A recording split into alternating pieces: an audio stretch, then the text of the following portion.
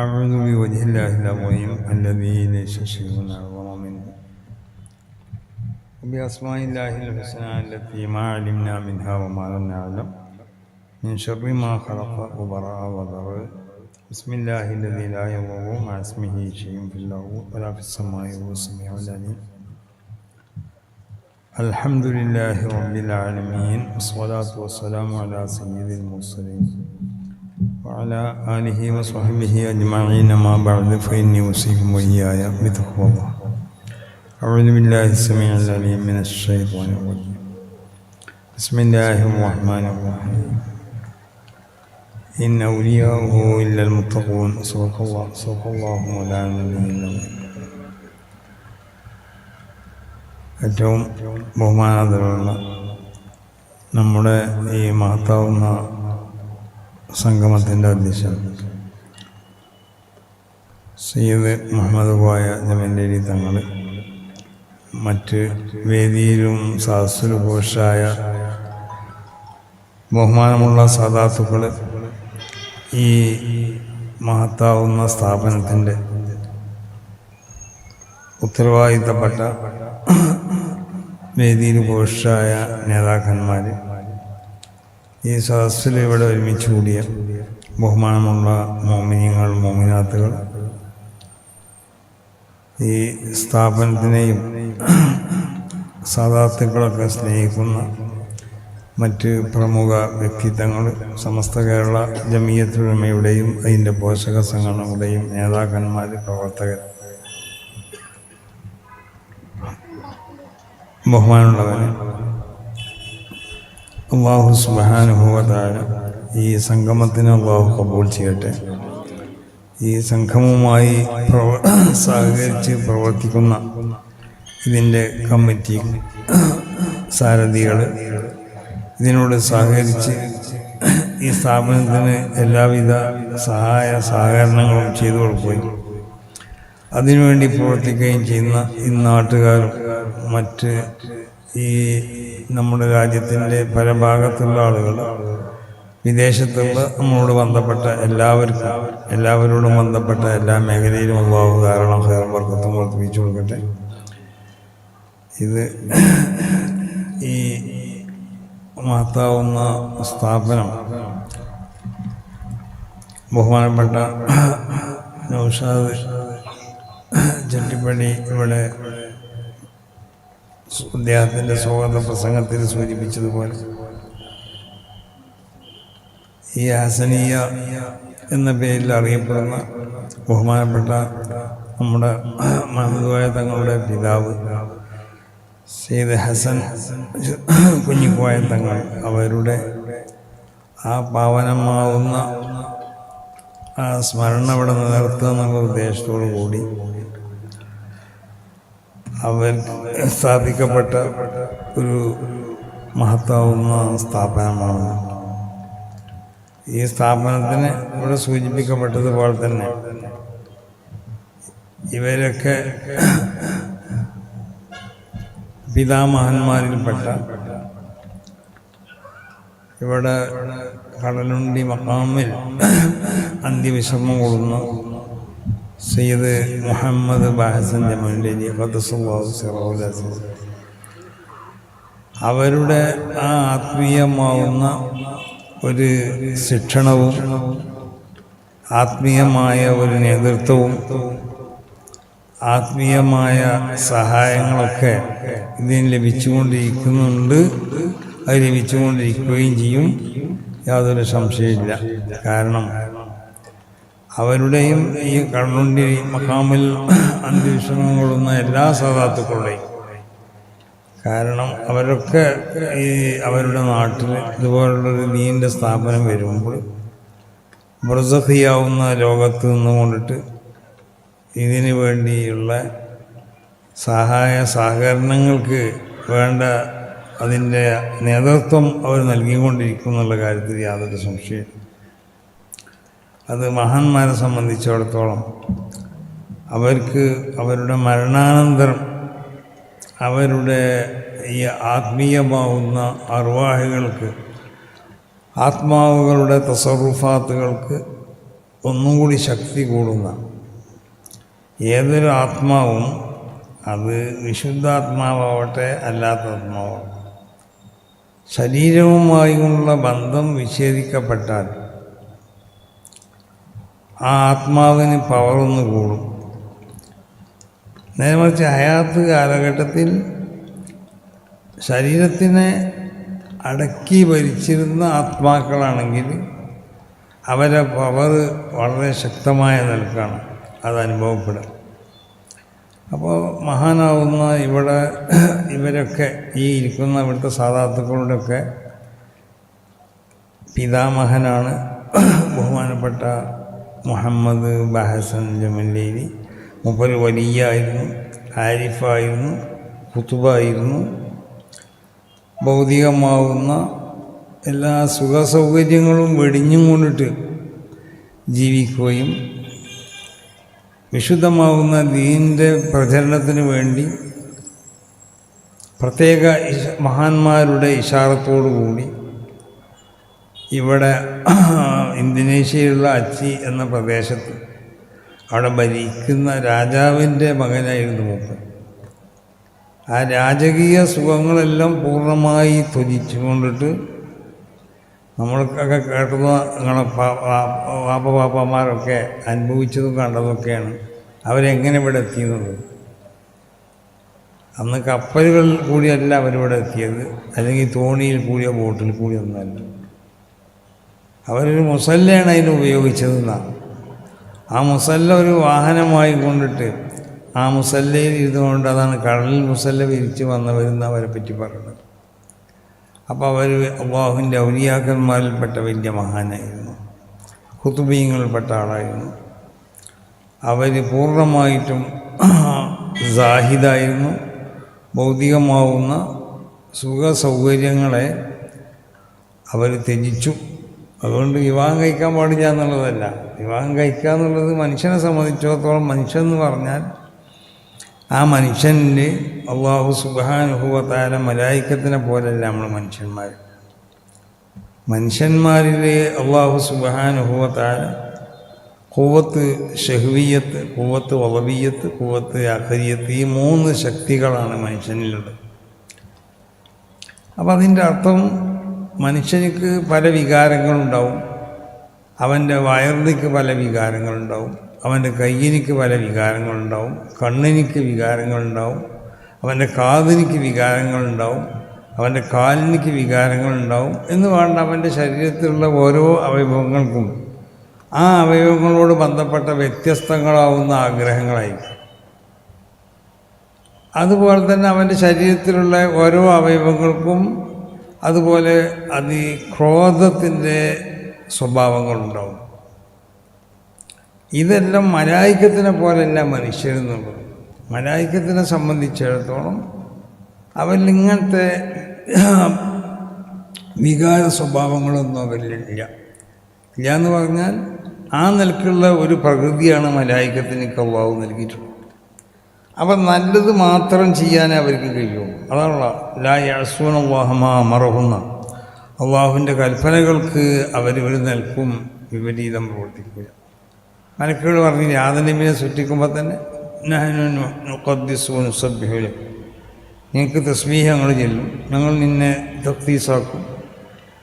പിന്നെന്തിനാ അങ്ങനത്തെ ഒരു വിഭാഗത്തിനോട് സൃഷ്ടിക്കണമെന്ന് ചോദിച്ചാൽ, അപ്പോൾ ആ മനുഷ്യനെ സൃഷ്ടിക്കുന്നതിൻ്റെ ആവശ്യകതയും അല്ലാഹു സുബ്ഹാനഹു വ തആല മലക്കുകൾക്ക് പറഞ്ഞ് മനസ്സിലാക്കി കൊടുത്തു. മലക്കുകളെ നിങ്ങളെ സംബന്ധിച്ചിടത്തോളം ഈ വിശുദ്ധമായ ഇൽമ് അതിൻ്റെ ആവശ്യം ഈ മനുഷ്യർക്കാണ്. മനുഷ്യരിൽ ഞാൻ പറഞ്ഞല്ലോ ഇതുപോലുള്ളതായ പല വാസനകളുണ്ടാകുമ്പോൾ ഈ വികാരങ്ങളെയും ക്രോധങ്ങളെയൊക്കെ അതിനെ ഉപയോഗപ്പെടുത്താൻ വേണ്ടി അല്ലാഹു സുബ്ഹാനഹു വ തആല നിശ്ചയിച്ചതായ അതിൻ്റെ മേഖലയിൽ മാത്രം ഉപയോഗപ്പെടുത്തും. അതല്ലാത്ത മേഖലയിൽ അത് ഉപയോഗപ്പെടുത്താൻ പാടില്ല. അപ്പം മനുഷ്യരെ ഉള്ള ചേർത്തിയൊക്കെ മനുഷ്യർക്ക് ആവശ്യമാണ് ശരിയാത്ത് എന്നുള്ളത്. അവർക്ക് ജീവിക്കാനുള്ള പ്രത്യേകമാവുന്ന ഒരു മാനിഫെസ്റ്റോ, ഒരു മാനദണ്ഡം ഒക്കെ അല്ലാഹു സുബ്ഹാനഹു വ തആല നിശ്ചയിച്ചു കൊടുക്കണം. എന്തുകൊണ്ടാണ്? അവയവങ്ങൾക്കുള്ള വികാരങ്ങൾ അത് വേണ്ടാത്ത സ്ഥലത്ത് കൊണ്ട് ഉപയോഗപ്പെടുത്താൻ പാടില്ല. വയറിനേക്ക് വികാരം ഉണ്ടാവും, എല്ലാം കുടിക്കാൻ പറ്റില്ല. അത് അള്ളാഹു അനുവദിച്ച സാധനങ്ങൾ മാത്രമേ കഴിക്കാൻ പാടുള്ളൂ. നിരോധിക്കപ്പെട്ടതിൽ അതിന് ചില കാരണങ്ങളുണ്ടാവും. എന്തെങ്കിലും നിരോധിക്കാനുള്ള കാരണം എന്നുള്ളത്,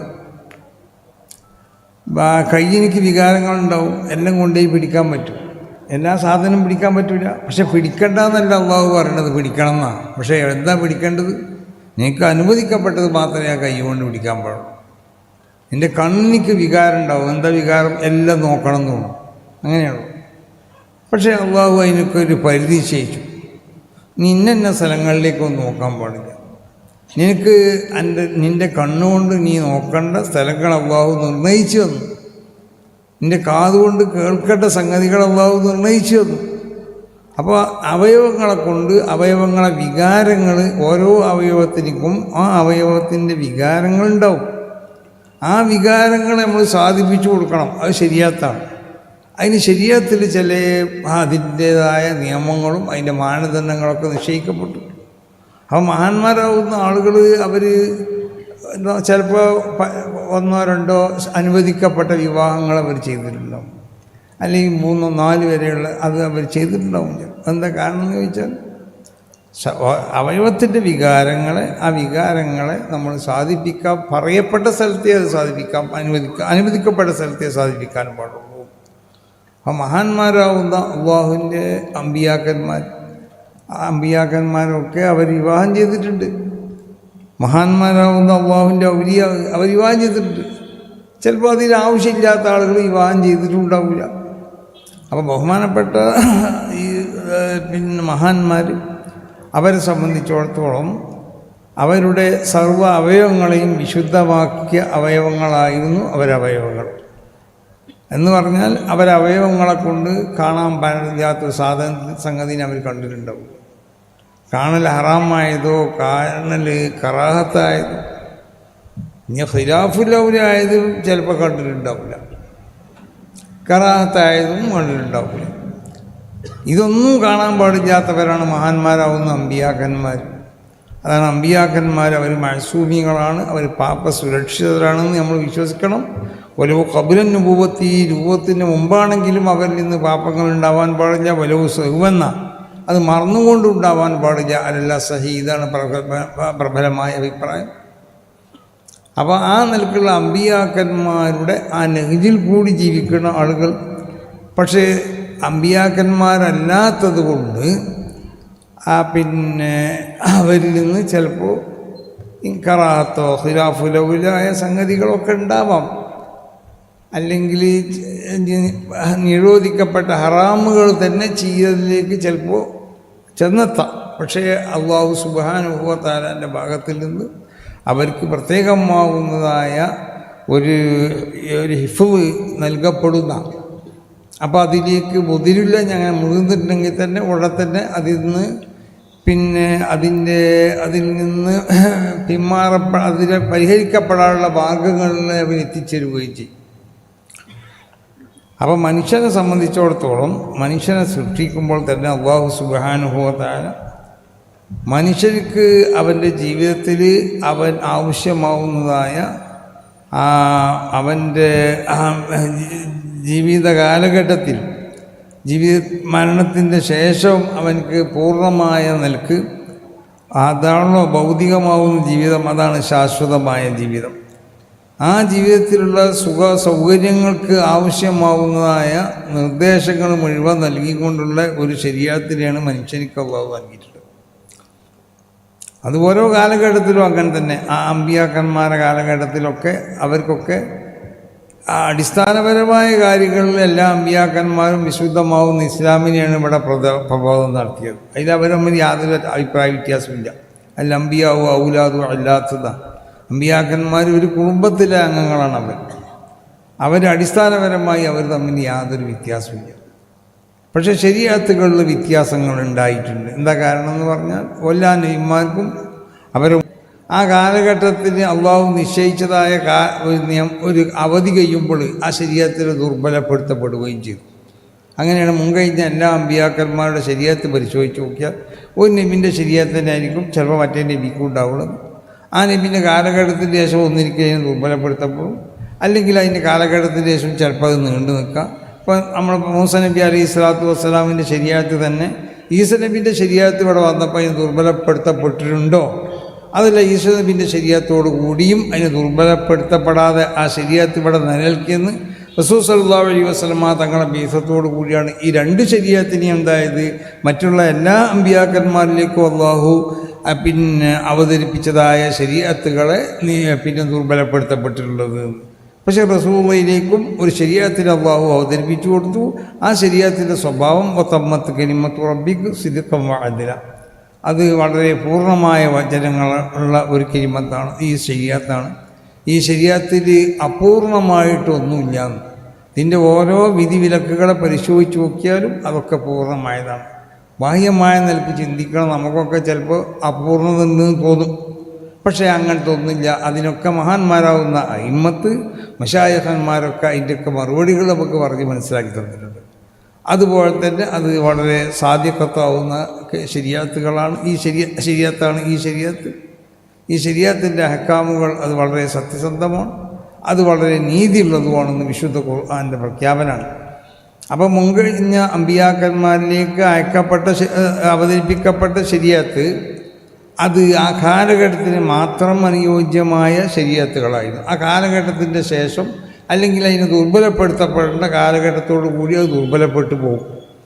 അതിനുശേഷം എനിക്ക് പ്രായോഗികത ഇല്ല എന്നുള്ള അർത്ഥം. എന്നാൽ തന്നെ നമ്മൾ ഡേറ്റ് എക്സ്പയർ ആയി എന്നൊക്കെ പറഞ്ഞാൽ മതി. അതും അള്ളാഹുവിൻ്റെ ശരീഅത്ത് തന്നെയാണ്. പക്ഷേ ആ ശരീഅത്ത് അള്ളാഹു സുബ്ഹാനഹു വ തആല കാലാകാലം നിലനിൽക്കേണ്ട ഒരു ശരീഅത്തായിട്ടല്ല പ്രഖ്യാപിച്ചിട്ടുള്ളത്. അന്നത്തെ ജനങ്ങളുടെ മസ്ലഹത്ത്, അവരുടെ ഭൂമി പ്രകൃതി, അവരുടെ സ്വഭാവ രീതി, ഇതൊക്കെ അള്ളാഹു സുബ്ഹാനഹു വ തആല മനസ്സിലാക്കിയതിൻ്റെ അടിസ്ഥാനത്തിൽ അവരിലേക്ക് അള്ളാഹു അവതരിപ്പിച്ചതായ ശരീഅത്തുകൾ അതിലേക്ക് പ്രത്യേകമാവുന്ന കാലാവധികളുണ്ടായിരുന്നു. അതൊക്കെ അത് അള്ളാഹു സാദിഖത്തായ ശരീഅത്ത് തന്നെയാണ്. അത് നീതിപൂർവ്വമുള്ള ശരീഅത്ത് തന്നെയാണ്. അള്ളാഹുവിൻ്റെ പൂർണ്ണമായ വചനങ്ങളൊക്കെ തന്നെ. പക്ഷേ അതുപോലെ എല്ലാ നബി സല്ലല്ലാഹു അലൈഹി വസല്ലമ തങ്ങളിലേക്ക് അവതരിപ്പിക്കപ്പെടുന്ന ശരീഅത്ത് അത് ഖിയാമത്ത് നാൾ വരെ അല്ലെങ്കിൽ അത് നിലനിൽക്കേണ്ട കാലം വരെ ഇവിടെ നിലനിൽക്കേണ്ട ഒരു ശരീഅത്താണ്. ഇനി മറ്റൊരു ശരീഅത്തുമായിട്ട് നബി ഇവിടെ വരേണ്ടതായ ആവശ്യപ്പെടില്ല. അന്നിൽക്കുള്ള പ്രായോഗികമായ ഒരു ശരീഅത്താണ് നബിയിലേക്ക് അവതരിപ്പിക്കുന്നത്. ആ മറ്റുള്ള അമ്പിയാക്കന്മാരുടെ ആ ദൗത്യം തന്നെയാണ് നബി സല്ലല്ലാഹു അലൈഹി വസല്ലമ തങ്ങളും ചെയ്യുന്നത്. നബി ചെയ്തതും പൂർത്തീകരിച്ചതൊക്കെ അത് തന്നെയാണ്. മറ്റുള്ള അമ്പിയാക്കന്മാർ പ്രചരിപ്പിച്ച ആ വിശുദ്ധമായ ദീൻ, അതാണ് ഇസ്ലാം എന്ന് പറഞ്ഞത്. ഇന്ന ദീന ഇൻദല്ലാഹിൽ ഇസ്ലാം വറദീതു ലക്കുമുൽ ഇസ്ലാമ ദീനാന്ന്, അതിനെ തന്നെയാണ് നബി സല്ലല്ലാഹു അലൈഹി വസല്ലമ തങ്ങളുടെ. പക്ഷേ ശരീഅത്ത് മറ്റുള്ള അമ്പിയാക്കന്മാരിൽ നിന്നും വ്യത്യസ്തമായ ഒരു ശരീഅത്താണ്. കാലികമായി ഇവിടെ ഏത് കാലഘട്ടത്തിലും അനുയോജ്യമായ ഒരു ശരീഅത്ത് റസൂലുള്ളാഹിയിലേക്ക് അല്ലാഹു അവതരിപ്പിച്ചു. ആ ശരീഅത്തിൻ്റെ വാഹകരായിക്കൊണ്ടാണ് റസൂലുള്ളാഹി സ്വല്ലല്ലാഹു അലൈഹി വസല്ലമ നബി സല്ലല്ലാഹു അലൈഹി വസല്ലമ തങ്ങൾക്ക് ശേഷം ആ ശരീഅത്ത് ഇവിടെ നിൽക്കണം, ആ ശരീഅത്തിൻ്റെ പ്രചാരകർ ഉണ്ടാവണം. അതാണ് പല ഭാഗങ്ങളിൽ നിന്നും മഹാന്മാരാവുന്ന സാദാത്തുക്കളൊക്കെ കേരളത്തിൽ മാത്രമല്ല ഇന്ത്യൻ്റെ പല ഭാഗങ്ങളിലും പലരും വന്നു. കേരളത്തിൻ്റെ പല ഭാഗങ്ങളിലും പല സാദാത്യങ്ങളും ഇവിടെ വന്നു. അവരൊക്കെ ചില്ലറക്കാരൊന്നുമല്ല വന്ന സാദാത്യങ്ങളൊക്കെ. ഇപ്പോൾ മഹാനാവുന്ന ഇമാം നവവി തങ്ങളെ ചരിത്രം രേഖപ്പെടുത്തുന്ന സ്ഥലത്ത് അയിമ്മത്ത് രേഖപ്പെടുത്തുന്നുണ്ട്. ഇമാം ഷാഫി തങ്ങൾക്കുള്ള മദ്ഹബ് അത് ഇന്തോനേഷ്യ പോലത്തെ രാജ്യങ്ങളിലും പിന്നെ കേരളത്തിൻ്റെ ഇന്ത്യൻ്റെ പല ഭാഗങ്ങളിലും ഒക്കെ അത് അധികം പ്രചരിക്കപ്പെടാനുള്ള കാരണം എന്താണെന്ന് ചോദിച്ചാൽ, മഹാനാവുന്ന ഇമാം നവവി തങ്ങളെ ചരിത്രം പറയുന്ന സ്ഥലത്ത് അയിമ്മത്ത് രേഖപ്പെടുത്തിയത് ബഅദ അൻ ലാ സിയമ ബഅദ അൻ സാഫറ സാദത്തുൽ ഹവാരിമ, പ്രത്യേകിച്ച് അഹ്റമികളാവുന്നതായ തങ്ങന്മാർ അവർ ലോകത്തിൻ്റെ പല ഭാഗങ്ങളിലേക്കും അവർ കുടിയേറി താമസിക്കാൻ തുടങ്ങി. വിശുദ്ധമാവുന്ന ഈ ശരീഅത്തിൻ്റെ പ്രചരണത്തിന് വേണ്ടി അവരൊക്കെ ഷാഫി മദ്ഹബുകാരായിരുന്നു. വലിയ വലിയ ഹലായിമത്തിൽപ്പെട്ട സാദാത്യങ്ങളെ കൂട്ടത്തിൽ വലിയ വലിയ പണ്ഡിതന്മാരുണ്ട്. അവർ പല ഗ്രന്ഥങ്ങൾക്കും ഷറഹുകളും ആശികളൊക്കെ എഴുതി വലിയ വലിയ പണ്ഡിതന്മാർ, വലിയ മഹാന്മാരുണ്ട്. തരീഖത്തിൻ്റെ വലിയ വലിയ മശായിഖന്മാർ കൂട്ടത്തിലുണ്ടായിട്ടുണ്ട്. അപ്പോൾ പ്രത്യേകിച്ച് ഹദറമികളാവുന്ന സാദാത്തുക്കൾ അവർ കേരളത്തിൻ്റെ പല ഭാഗങ്ങളിലേക്കും അവർ കുടിയേറി താമസിച്ചു. അവരിവിടെ കുടിയേറി താമസിച്ചത് ഭൗതികമായ താല്പര്യങ്ങൾക്കൊന്നും വേണ്ടിയല്ല. മഹാനാവുന്ന അബ്ദുറഹ്മാൻ ബിൻ ഔഫ് തങ്ങൾ പറഞ്ഞതുപോലെ ഹാജർനാ മഅൻ നബി സ്വല്ലല്ലാഹു അലൈഹി വസല്ലം, റസൂലുള്ളാഹിൻ്റെ കൂടെ ഞങ്ങൾ പോയി. വലൻ നുരീദു ബിഹാ ഇല്ലാ വജ്ഹല്ലാഹ്, അള്ളാഹിൻ്റെ വജ്ഹ് മാത്രം ഉദ്ദേശിച്ചിട്ടുള്ളൂ. പക്ഷെ ഞങ്ങളുടെ കൂടെ നിന്ന് പലരും മരിച്ചു പോയപ്പോൾ ചില ആളുകളെ കഫൻ ചെയ്യപ്പെടാൻ ഒരു മുണ്ട് മാത്രമേ ഉള്ളൂ. അതുകൊണ്ട് തല മറച്ചാൽ കാല് വെളിപ്പെടും, കാല് മറച്ചാൽ തല വെളിപ്പെടും, കഫൻ ചെയ്യാൻ തുണിയില്ലാന്ന്. അപ്പോൾ റസൂൽ പറഞ്ഞു അവരെ തലഭാഗം മറച്ചോളി, ബാക്കി സ്ഥലത്ത് പുല്ല് വെച്ച് കെട്ടിയാൽ മതി. അത്ര വലിയ പ്രയാസമായിരുന്നു ഇസ്ലാമിൻ്റെ ആദ്യഘട്ടത്തിൽ ഞങ്ങൾക്കൊക്കെ ഉണ്ടായിരുന്നത്.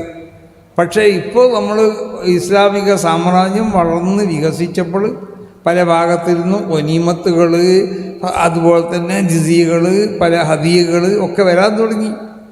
അപ്പോൾ ഇത് ഈ ഇസ്ലാമിക സാമ്രാജ്യത്തിലുണ്ടായ ഈ വികസനം കൊണ്ട് അനുഭവിക്കപ്പെടുന്നതായ ഈ സൗകര്യങ്ങളൊക്കെ അനുഭവിക്കാൻ നമ്മളെ കൂട്ടത്തിൽ നിന്നുള്ള പലർക്കും സാധിച്ചില്ല. പക്ഷെ നമ്മളൊന്നും ഇത് ആസ്വദിക്കണമെന്ന് വിചാരിച്ച് ഇജറ പോകുന്നതല്ല. റസൂലുള്ളാഹിൻ്റെ കൂടെ വല നുരീദു ബിഹാ ഇല്ലാ വജ്ഹല്ലാഹ്, അള്ളാഹുവിൻ്റെ വജ്ഹിനെ മാത്രം ഉദ്ദേശിച്ചിട്ടാണ് നമ്മൾ പോകുന്നത്, വേറൊരു ഉദ്ദേശം നമുക്കില്ല. പക്ഷെ ഇതൊന്നും ആസ്വദിക്കാൻ നമ്മളിൽ നിന്നുള്ള പലർക്കും സാധിച്ചില്ല. ഇന്നിവിടെ നോമ്പ് തുറക്കാൻ വേണ്ടി മഹാനാവുന്ന അബ്ദുറഹ്മാൻ ബിൻ ഔഫ് തങ്ങൾക്ക് സുഭിക്ഷമായ ഭക്ഷണം മുന്നിൽ കൊണ്ടുവന്ന് വെക്കപ്പെട്ടപ്പോൾ ഒരു വലിയ ധനാഢ്യ തന്നെയായിരുന്നു. അവരുടെ സ്വത്തൊക്കെ ഈ മാർഗത്തിൽ അദ്ദേഹം ചെലവഴിച്ചതാണ്. അപ്പം ബഹുമാനപ്പെട്ടവർക്ക് നല്ല ഭക്ഷണം കൊടുത്തപ്പോൾ മൂപ്പർ ഈ ഭക്ഷണം നോക്കി കരഞ്ഞു എന്നാണ്. ഇന്ന് നമ്മൾ അനുഭവിക്കണ ഈ സൗകര്യങ്ങളൊക്കെ ആസ്വദിക്കാൻ റസൂലുള്ളാഹിൻ്റെ കൂടെ അള്ളാഹുവിൻ്റെ വജ്ഹിനെ മാത്രം ഉദ്ദേശിച്ചു കൊണ്ടിട്ട് ഈ വന്ന ഇവർക്കൊന്നും സാധിച്ചില്ലല്ലോ. അപ്പോൾ മഹാന്മാരാവുന്ന ആളുകൾ അവരൊക്കെ അവരുടെ രാജ്യത്ത് അസൗകര്യം ഉണ്ടായിട്ട് വന്നവരല്ല ഈ ഉപ്പാപ്പന്മാരൊക്കെ. ഇവരൊക്കെ പിതാമഹന്മാരിൽപ്പെട്ടതായ ബഹുമാനപ്പെട്ട മുഹമ്മദ് ഖുത്ബ് ജമലുല്ലൈലി തങ്ങൾ, അവർ എൻ്റെ അമ്മയും എൻ്റെ ഭാര്യയൊക്കെ ഇവരെ കുടുംബത്തിൽപ്പെട്ടവർ തന്നെയാണ്. അപ്പോൾ അവരൊക്കെ പിന്നെ ഇങ്ങനെ വന്നത് ഭൗതികമായ സുഖങ്ങൾ ഇവിടെ ആസ്വദിക്കാൻ വേണ്ടിയല്ല.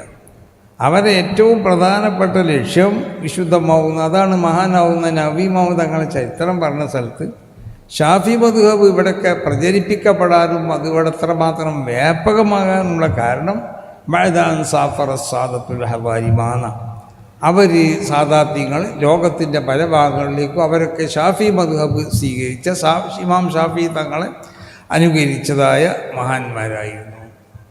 അപ്പോൾ ആ നിലക്ക് വിശുദ്ധ ദീനിൻ്റെ പ്രചരണത്തിന് വേണ്ടി വന്നവരാണ് ഇവരൊക്കെ. ആ ബഹുമാനപ്പെട്ട ഖുത്ബ് തങ്ങളുടെ അവരുടെ പരമ്പരയിൽപ്പെട്ടതായ സാദാത്തുക്കളാണ് ഇവിടെ ആലു ജമലുല്ലൈലി എന്നുള്ള പേരിൽ അറിയപ്പെടുന്ന ഈ കേരളത്തിൻ്റെ പല ഭാഗങ്ങളിലേക്കും അവർ അടിസ്ഥാനപ്പെടുന്നതാണ്. ഇവിടുന്നാണെങ്കിലും പല ഭാഗങ്ങളിലേക്കും അവരെന്തായി കുടിയേറി താമസിച്ചു. ആ പാപ്പാൻ്റെ ആ സ്വഭാവം പോലെ തന്നെ മക്കൾ പല ഭാഗങ്ങളിലേക്കും കുടിയേറി താമസിച്ചു. അതൊക്കെ ലക്ഷ്യങ്ങൾ ഭൗതിക ലക്ഷ്യങ്ങളൊന്നുമല്ല. ഇവിടെയൊക്കെ മറ്റുള്ള ദീനിയാവുന്ന പ്രവർത്തനങ്ങൾക്ക് നേതൃത്വം നൽകാന്നുള്ള ആ ഉദ്ദേശത്തോടു കൂടിയാണ് മുൻകഴിഞ്ഞ പാപ്പമാരൊക്കെ പല സ്ഥലത്തേക്കും പോയി താമസിച്ചത്. അപ്പോൾ എന്തോ ആവട്ടെ, അങ്ങനെ ഒരുപാട് സാദാത്ത് കുടുംബങ്ങൾ ഇവിടെ ഉണ്ട്. അന്നുറമുഖത്ത് വന്ന ഫഖീഹുൽ മുഖദ്ദമിലേക്ക് ചെന്ന് മുട്ടുന്നതായ ഒരുപാട് ബാഅലവി എന്ന് പറഞ്ഞത് ഒരു പൊതു പേരാണ്, മനസ്സിലായില്ലേ, ആ സാദാത്യങ്ങൾക്കുള്ള. അപ്പോൾ അവർ അതിന് ഈ എല്ലാ ഈ ഫഖീഹുൽ മുഖദ്ദമിലേക്ക് ചെന്ന് മുട്ടുന്ന എല്ലാ ഖബായിലിനും അത് ബാഅലവി ആലു ബാഅലവി എന്ന് പറയാം.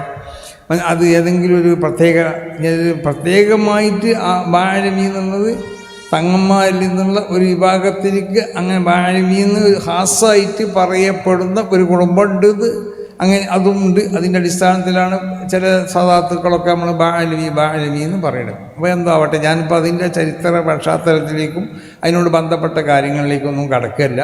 അപ്പോൾ ഏതായാലും മഹാനാവുന്ന തങ്ങൾ സയ്യിദ് മുഹമ്മദ് ഖുത്ബ് ജമലുല്ലൈലി ആലു ജമലുല്ലൈലി ബഹുമാനപ്പെട്ടവർ, അവർ വലിയ മഹാനായിരുന്നു. ഈ അവരെ ആ ആത്മീയത കൊണ്ട് ഈ ഭാഗത്ത് എന്നല്ല കേരളത്തിൻ്റെ എല്ലാ ഭാഗങ്ങളിലും അതുകൊണ്ടുള്ള ഗുണങ്ങൾ അതിനിവിടെ പരത്തപ്പെടുകയാണ് അവരെ മക്കൾ ചെയ്യുന്നത്. പല രാജ്യങ്ങളിലേക്കും മാറി താമസിച്ചൊക്കെ കൊണ്ടിട്ട്. അപ്പോൾ ഏതായാലും അവരുടെ മക്കളിൽപ്പെട്ട പിന്നെ മകനാണല്ലോ മുഹമ്മദ് കോയ ജമലുല്ലൈലിയും അതുപോലെ തന്നെ ഇവിടെ ഇരിക്കുന്ന യഹ്യ അടക്കമുള്ള തങ്ങന്മാർ ഇവരൊക്കെ. അപ്പോൾ അവരുടെ അസനിയ എന്നുള്ള പേരിൽ അവരുടെ പിതാക്കന്മാരൊക്കെ എല്ലാ പിതാക്കന്മാരുടെയും ആ ഒരു പ്രത്യേകത അവരുടെ ആ സ്മരണം നിലനിർത്താൻ വേണ്ടിയിട്ട് സ്ഥാപിക്കപ്പെട്ട ഈ സ്ഥാപനം അതിന് ബഹുമാനപ്പെട്ടവരുടെ ആ മതവും അവരുടെ ആ പ്രത്യേകമാവുന്ന ആ നോട്ടമൊക്കെ ഉണ്ടാവും എന്നുള്ള കാര്യത്തിൽ ഞാൻ പറഞ്ഞല്ലോ, ആത്മാവുകൾ ശരീരവുമായി കൊണ്ട് ബന്ധം വിച്ഛേദിക്കപ്പെട്ടാൽ ആ ആത്മാവുകളുടെ പവറുകൾ ഒന്നും കൂടി കൂടും. അത് ശരീരവുമായി ബന്ധപ്പെട്ട് കിടക്കുമ്പോൾ തന്നെ ശരീരത്തിനെ അടക്കി ഭരിക്കുന്ന സ്വഭാവത്തിലുള്ള ആത്മാക്കളാണെങ്കിൽ ഒന്നും കൂടി അതിൻ്റെ പവർ കൂടും. അതാണ് ബഹുമാനപ്പെട്ട മഹാന്മാരൊക്കെ മരണശേഷം പിന്നീട് ഇവിടെ കണ്ടുകൊണ്ടിരിക്കുന്നതൊക്കെ. അതൊന്നും കൂടി ഒന്ന് പവർ കൂടുകയാണ് ചെയ്യുന്നത്. മരിക്കൽ കൊണ്ട് മരണം എന്ന് പറഞ്ഞാൽ അതാണല്ലോ, അത് സാധനം പറ്റില്ലാതെയായി പോവല്ല. മരിക്കുക എന്ന് പറഞ്ഞാൽ എന്താ? മരണം എന്ന് പറഞ്ഞാൽ പിന്നെ ഇന്ത്യക്കാരും ഇന്താരി ഇലാദാരി ലൊഹറാന്നാണ്. ഒരു നാട്ടിൽ നിന്ന് മറ്റൊരു നാട്ടിലേക്ക് മാറി പോകാന്നുള്ളതാണ്.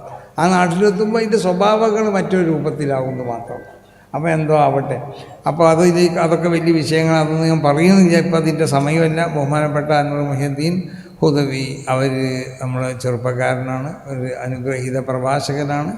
അപ്പോൾ അവരിവിടെ പ്രസംഗിക്കാൻ എത്തിയിട്ടുണ്ട് താനും. അപ്പോൾ ഏതായാലും ഈ കൂടി എല്ലാവരോടും, സ്ത്രീകളോടും പുരുഷന്മാരോടൊക്കെ പറയാനുള്ളത്, നിങ്ങളെ നാട്ടിന് അഭിമാനിക്കപ്പെടാൻ പറ്റുന്നതായ ഒരു സ്ഥാപനമാണിത്. ഈ സ്ഥാപനത്തിന് ആ നിലക്ക് അഭിമാനിക്കപ്പെടാൻ പറ്റുന്ന സ്ഥാപനമായിട്ട് വളർത്തി കൊണ്ടുപോകുക എന്നുള്ളത് നിങ്ങളൊക്കെ ഉത്തരവാദിത്തമാണ്. അപ്പോൾ സ്ത്രീകളും പുരുഷന്മാരൊക്കെ ഈ സ്ഥാപനത്തിലുള്ള വിദ്യാർത്ഥികൾ അവരുടെ ഓരോ ദിവസത്തെയും ഭീമമായ ഒരു സംഖ്യയാണ് ഇതിന് ചിലവ് തരിക. സ്ഥാപനം നടത്തുക എന്ന് പറഞ്ഞിട്ട് കാര്യമില്ല, അതിന് വലിയ സംഖ്യ ചിലവ് വരും. ഞാനതുകൊണ്ടാണ് ഒരു സ്ഥാപനം നടത്താൻ പോകില്ല. ഞാൻ എവിടെയും സ്ഥാപനം ഉണ്ടെങ്കിൽ അവിടെ പോയി ജോലി ചെയ്യുക, പൈസയ്ക്ക് പോരുക, അതെൻ്റെ പണി. സുഖമുള്ളോ? വേറെ പണിയൊന്നുമില്ല. അവിടെ ദർശ നടത്തി പോകാൻ മതി. ഇത് നടത്തുക എന്നുള്ളത് വലിയ പണിയാണ്. അപ്പോൾ അതുകൊണ്ടിട്ട് ഇത് വൈകുന്നേരം ആകുമ്പോൾ നമുക്ക് പെരിയിൽ 10 ഉണ്ടെങ്കിൽ ചിലവിന് കൊടുക്കാനുള്ള ബുദ്ധിമുട്ട് നമ്മൾ അനുഭവിക്കുന്നുണ്ടല്ലോ.